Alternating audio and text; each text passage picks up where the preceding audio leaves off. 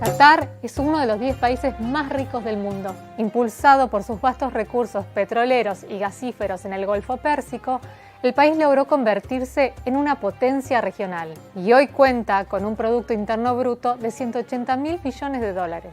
Pero este número esconde enormes desigualdades. En este video te contamos 3 claves para entender cómo es la pobreza en este rico país.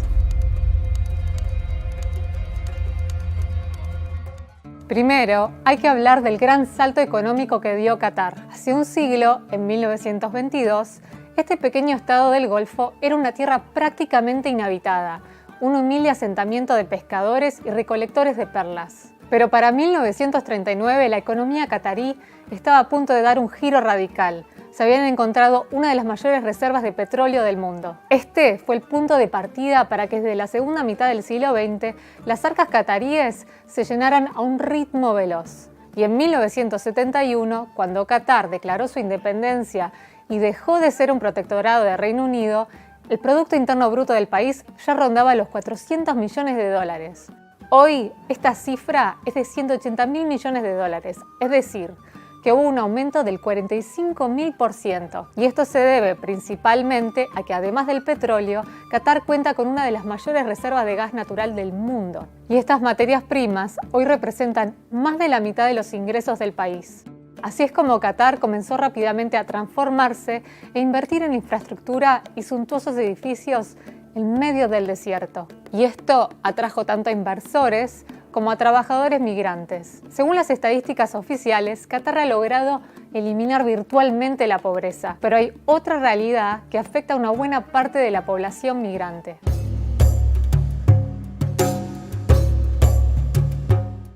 Qatar tiene alrededor de 3 millones de habitantes, pero de ese total, solo 350.000, es decir, un 10% de la población, son cataríes. El resto incluye trabajadores migrantes y residentes extranjeros permanentes. Y el trato que reciben estos dos grupos es bastante diferente. Mientras los cataríes y expatriados occidentales tienen acceso a una serie de beneficios sociales y pueden ganar decenas de miles de dólares al año, muchos trabajadores migrantes poco cualificados solo consiguen acceder al salario mínimo, que es apenas de $275 mensuales. Estos migrantes provienen mayormente de estratos bajos y empobrecidos de países del sudeste asiático como Nepal, India, Bangladesh y Pakistán. Y muchos de ellos fueron contratados para la construcción de las instalaciones y estadios antes del Mundial de 2022. Según datos del Banco Mundial, en 2010, cuando Qatar fue elegido por la FIFA, su población era de aproximadamente 1,8 millones de personas. Esta cifra hoy trepó a 2,9 millones. Un tema de controversia han sido las condiciones de trabajo para estos migrantes. Grupos defensores de derechos humanos han denunciado miles de muertes por calor y agotamiento durante la construcción de la infraestructura mundialista.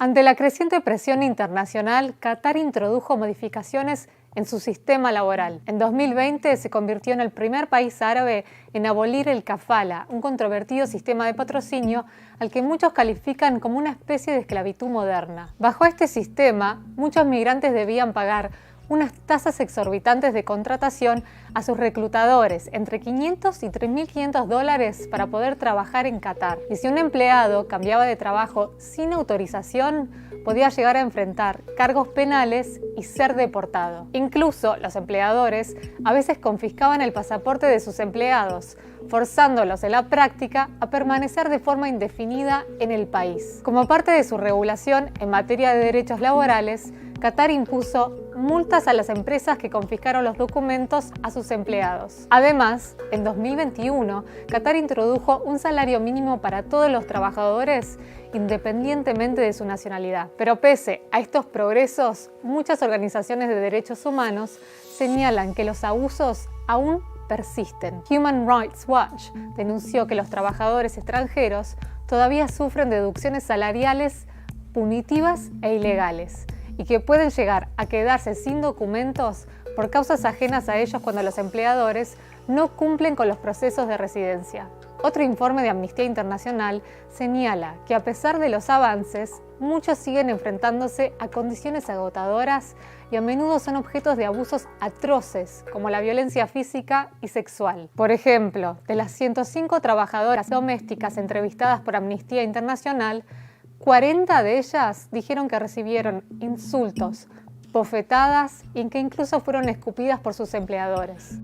A esto se suma el problema del costo de vida en el país. Doha, la capital de Qatar, es una de las ciudades más caras del mundo, por lo que muchas de estas personas viven en condiciones de hacinamiento en áreas industriales lejos de las zonas frecuentadas por turistas y aficionados. ¿Y qué dice el gobierno de Qatar sobre todo esto? Representantes del gobierno y analistas señalan que Qatar aún se encuentra en medio de un amplio proceso de reformas sociales y económicas. Ya en 2016, durante los preparativos del Mundial, un representante del gobierno dijo que las empresas constructoras con prácticas abusivas contra los empleados estaban siendo sancionadas. This World Cup is a catalyst for positive change in terms of worker welfare and, more importantly also, in terms of the region and in terms of the delivery of the first World Cup in the Arab world and the Middle East. Y más recientemente, representantes del gobierno han señalado que las reformas implementadas permitirán una mejora significativa en la vida de los trabajadores extranjeros. Pero si bien las leyes y las reformas han ampliado los derechos